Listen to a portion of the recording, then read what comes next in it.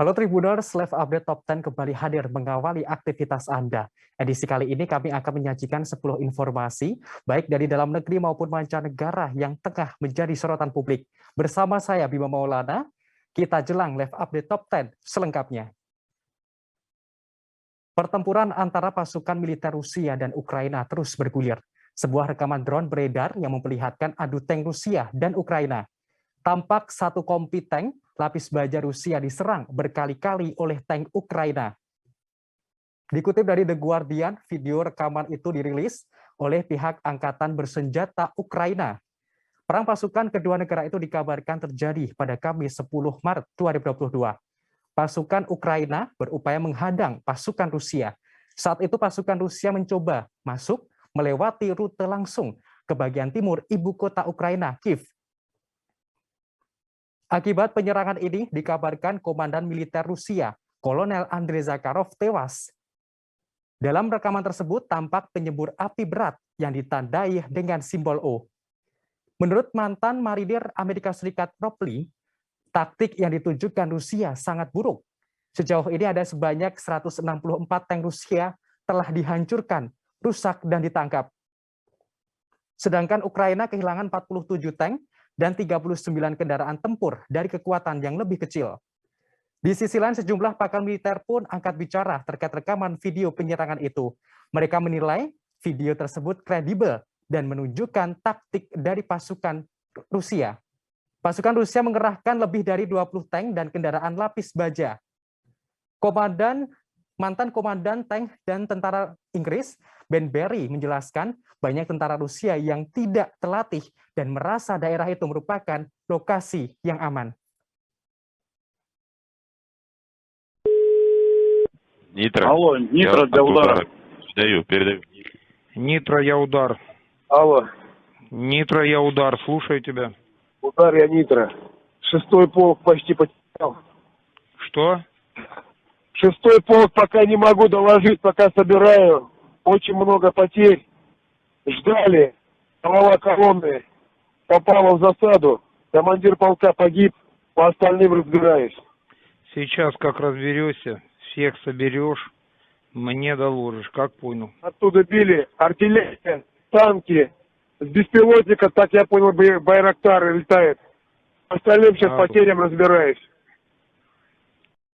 Agresi militer Rusia ke wilayah Ukraina menimbulkan kekhawatiran resiko perang nuklir. Ada dampak yang harus ditanggung bila bom nuklir kedua negara meledak. Radiasi dari ledakan nuklir diprediksi bakal berimbas pada banyak kematian di seluruh dunia. Dikutip dari Kompas.com yang dilansir dari Life Science pada Kamis 10 Maret 2022, ledakan nuklir itu menimbulkan fenomena nuclear weather atau musim dingin nuklir.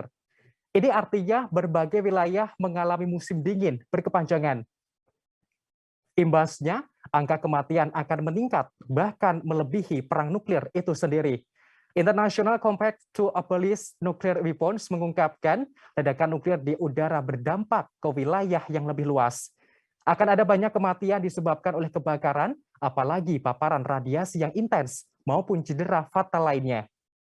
Sejumlah ahli memprediksi sebagian besar penduduk mengalami luka akibat ledakan, sedangkan sebagian yang lain tertimpa reruntuhan. Untuk itu, pihak Amerika Serikat mengimbau kepada masyarakat agar berlindung ke ruang bawah tanah bila ledakan nuklir tersebut benar terjadi. Hal ini untuk menghindari paparan radioaktif selama 24 jam.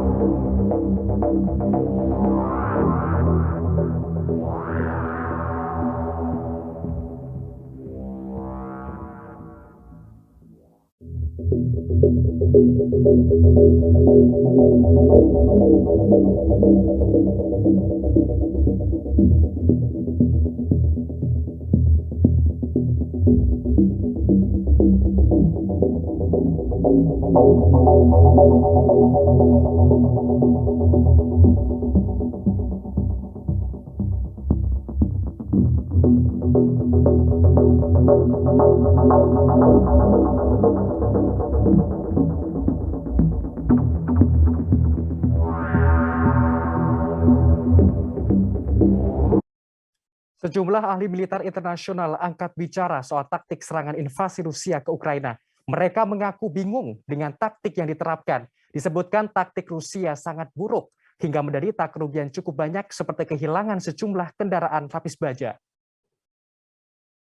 Dikutip dari Daily Mail, mereka menyebut komandan tank Rusia seolah justru mengizinkan Ukraina untuk menyergap pasukannya. Hal ini lantaran pasukan militer Rusia serentak menggunakan kendaraan militer ke tengah jalan utama. Pasukan itu tampak menuju kota Kiev membentuk kolom. Imbasnya mereka langsung masuk ke jebakan. Mereka kehilangan banyak tank dalam waktu yang singkat. Dalam sejumlah video yang beredar, sejumlah tentara Rusia melarikan diri dari kendaraan. Hal itu mereka lakukan setelah mendapatkan serangan. Bahkan komandan Rusia, Kolonel Andrei Zakharov, dilaporkan tewas. Sehingga pasukannya dipaksa mundur, ia menjadi jenderal ketiga Rusia yang tewas dalam penyerangan yang dilakukan Ukraina.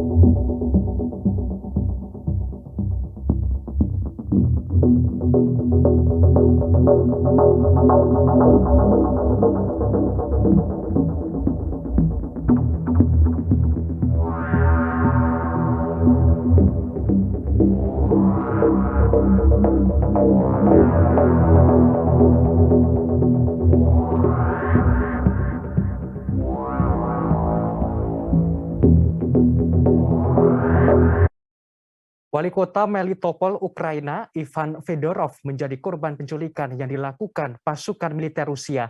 Saat penculikan, pasukan Rusia menutupi kepala Fedorov dengan plastik dan menuduh Fedorov teroris. Peristiwa itu terjadi pada hari Jumat 11 Maret 2022. Dikutip dari NPR, hal itu disebutkan oleh Kementerian Luar Negeri Ukraina.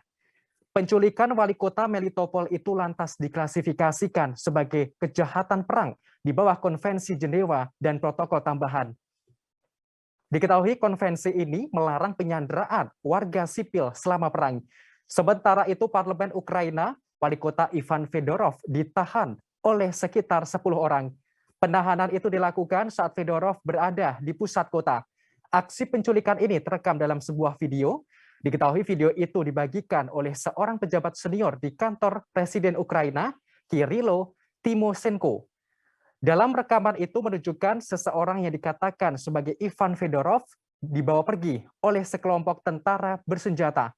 Pasukan Rusia menaruh kantong plastik di kepala Fedorov ketika mereka menculiknya. Diduga wali kota tersebut diculik karena menolak bekerja sama dengan militer Rusia.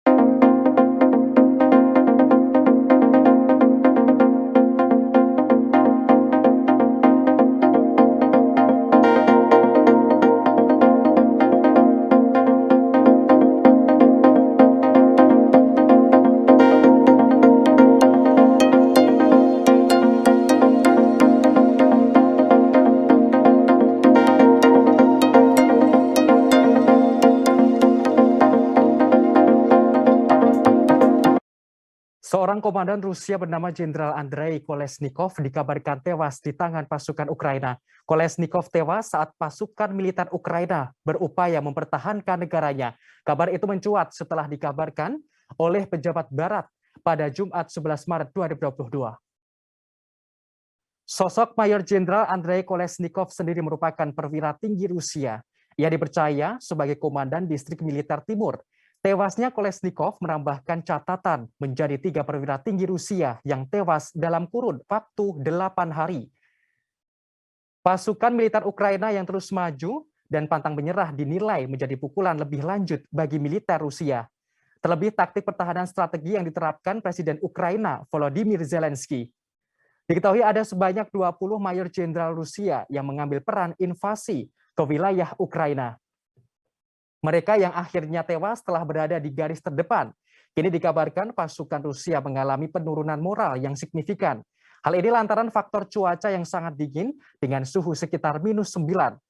Untuk itu menurut informasi terkini, pasukan Rusia tampaknya berusaha mengatur ulang strategi sebelum mereka melakukan serangan baru untuk bergerak di kota Kiev.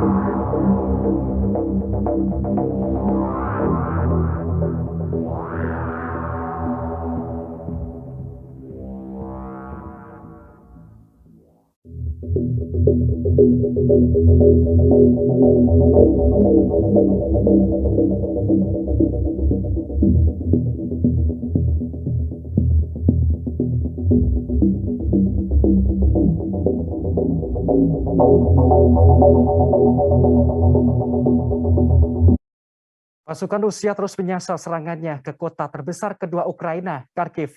Dikabarkan pasukan militer Ukraina kewalahan menghadang kendaraan lapis baja Rusia. Bahkan tentara Ukraina menyebut jika kota Kharkiv jatuh, maka seluruh Ukraina juga akan jatuh. Hal itu diungkapkan oleh seorang tentara bernama Eugene. Ia merupakan anggota tim pengintai yang berada di dekat apartemen di kota Kharkiv. Eugene membeberkan sebagian besar kota Kharkiv telah dihancurkan pasukan Rusia selama berhari-hari. Dikutip dari BBC, ia menjelaskan warga kota Kharkiv sebenarnya tidak kaget dengan serangan Rusia. Mereka sudah memprediksi sejak tahun 2014. Prediksi itu berkaitan dengan Rusia akan menyerang suatu saat nanti. Kini akhirnya kota terbesar kedua Ukraina ini digempur pasukan Rusia. Akibat serangan ini sekitar 1,5 juta penduduk kota Kharkiv telah mengungsi. Bahkan Eugene menegaskan jika kota Kharkiv jatuh, maka seluruh Ukraina juga akan jatuh. Hal ini lantaran Kharkiv pernah menjadi ibu kota Ukraina pada waktu yang lampau. Kota ini memiliki beragam taman, katedral, museum, dan teater. Selain itu ada pabrik pesawat Antonov, tank, dan turbin. Namun kondisi terkini kota Kharkiv berubah menjadi medan perang atau tempur yang mengerikan.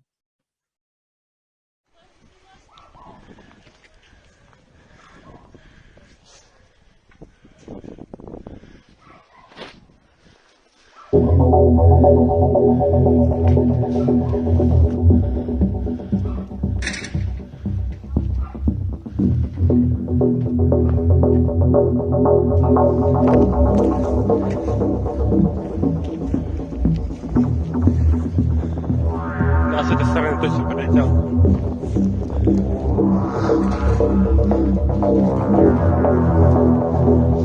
Гаражи, дома.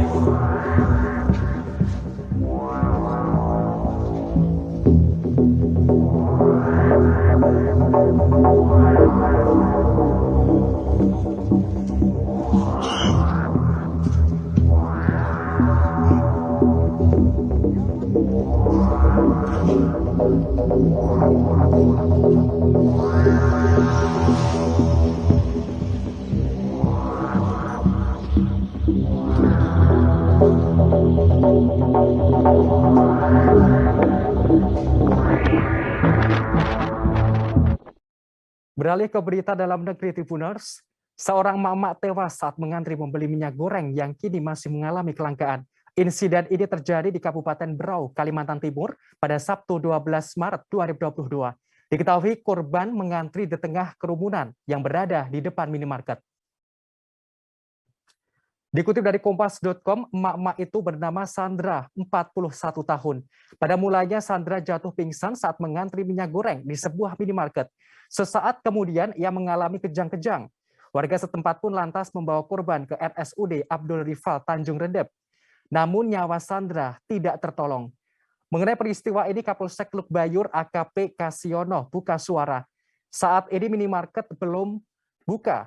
Akan tetapi warga sudah mengantri sejak pukul 7 waktu Indonesia Tengah. Sandra sempat mengeluhkan sakit dada sebelum berangkat ke minimarket tersebut. Namun ia tetap bersikukuh berangkat meski sempat dilarang suaminya. Meski jarak rumah dengan minimarket hanya sekitar 80 meter. Diketahui korban memiliki riwayat penyakit asma. Kini jenazahnya sudah dimakamkan oleh pihak keluarga.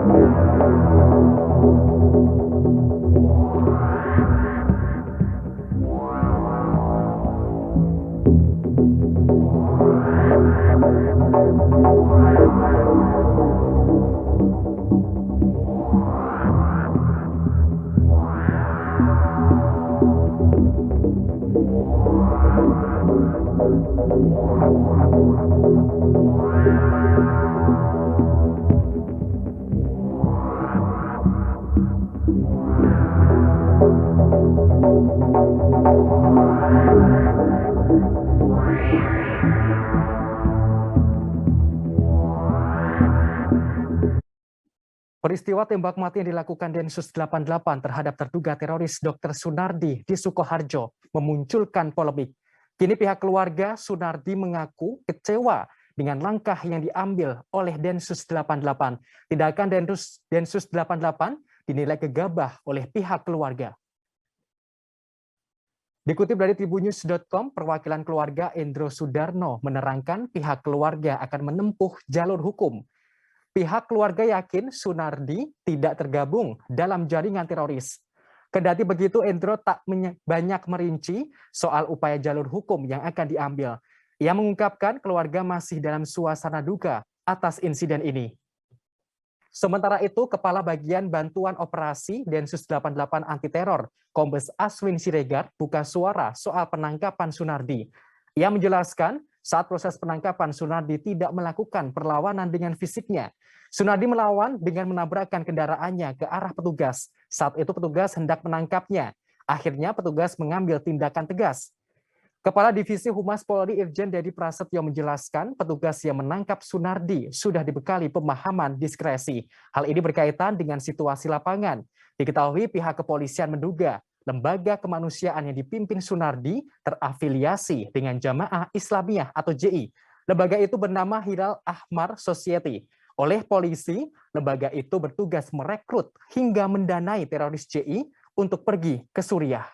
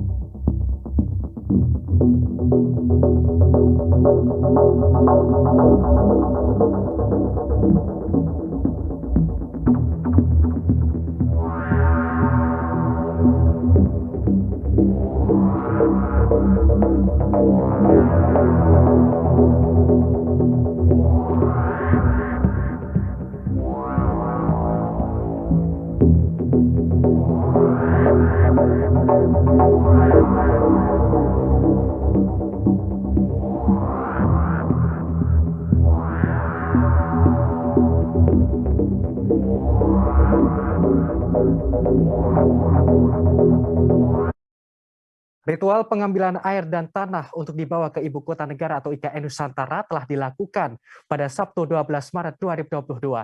Nantinya, air dan tanah dari 34 provinsi di Indonesia akan disatukan dalam Kendi Nusantara. Hal serupa juga dilakukan oleh pihak Kesultanan Kutai dan Kesultanan Pasir di Kalimantan Timur. Prosesi ini dipimpin langsung oleh Ketua Adat Kutai Lama, Abdul Munir, untuk wilayah Kutai. Diawali dengan mengambil air di Sungai Cermin. Prosesi dilanjutkan dengan mengambil tanah di Kompleks Makam Raja. Air dan tanah tersebut disimpan dalam tempat khusus yang dibungkus kain kuning. Sedangkan untuk wilayah Pasir, ritual adat dipimpin oleh Sultan Haji Muhammad Jarnawi dan Muhammad Sultan Alam Syah III. Juru bicara Gubernur Kalimantan Timur, Muhammad Syafranuddin, menuturkan, prosesi tersebut dikenal sebagai ritual ngalak air dalam sejarah Kutai. Ritual itu mengandung sebuah pesan, yakni agar selalu mengingat asal-muasal nenek moyang. Selain itu juga mempertahankan kearifan leluhur yang diwariskan. Dikutip dari tribunkaltim.co, ritual tersebut memiliki maksud untuk merawat tradisi. Harapannya agar pembangunan IKN bisa berjalan lancar. Diketahui tanah dan air yang sudah diambil diserahkan ke Gubernur Kalimantan Timur, Isran Nur. Selanjutnya Gubernur Kalimantan Timur membawanya ke IKN saat Jokowi berkemah pada Minggu 13 Maret 2022. Tanah dan air itu dimasukkan ke dalam Kendi Nusantara. Dalam kedi itu berisi tanah dan air dari seluruh provinsi di Indonesia. Kedi Nusantara itu adalah simbol persatuan yang akan diletakkan di titik nol IKN.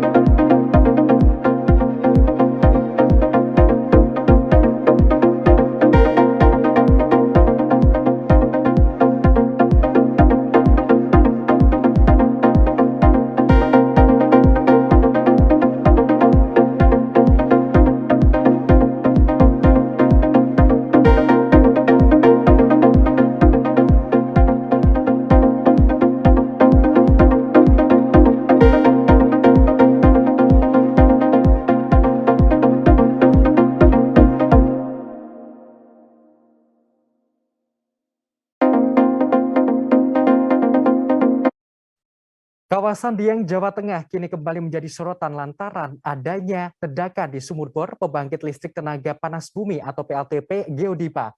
Akibatnya sejumlah pekerja mengalami keracunan dan 1 orang tewas. Namun informasi terkini, Kepala Desa Dieng Kulon, Slamet Budiono memastikan Dieng saat ini kondusif.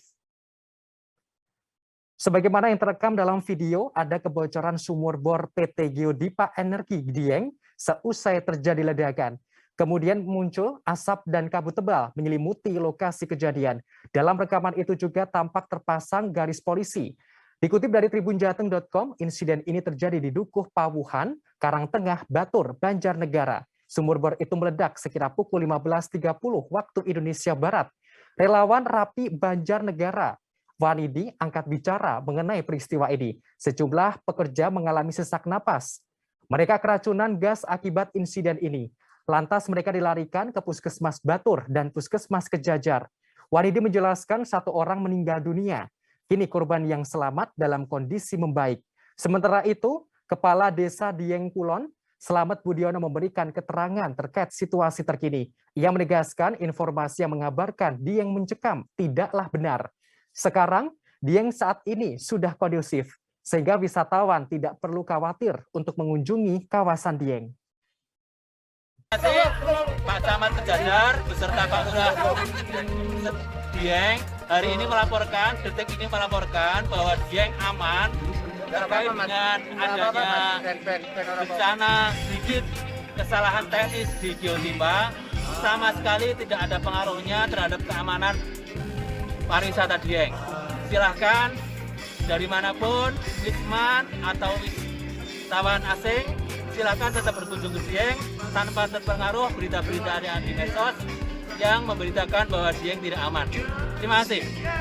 Saya atas nama pemerintah Desa Dieng menjamin bahwa Dieng aman untuk kunjungan wisata. Baik sekarang sampai besok-besok yang akan datang. Dieng aman! Aman! Sekali lagi Pak, Dieng aman! Wisatawan!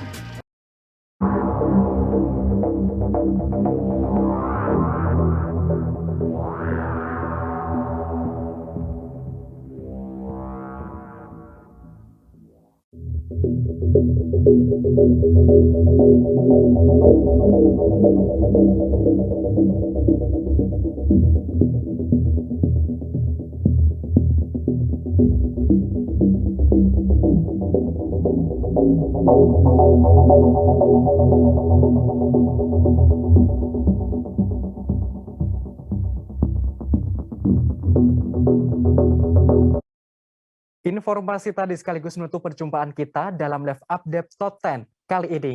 Jangan lupa untuk terus memperbarui informasi Anda di kanal YouTube Tribun News. Saya Bimo Maulana pamit undur diri, terima kasih dan sampai jumpa. Jangan lupa like, subscribe, dan share ya!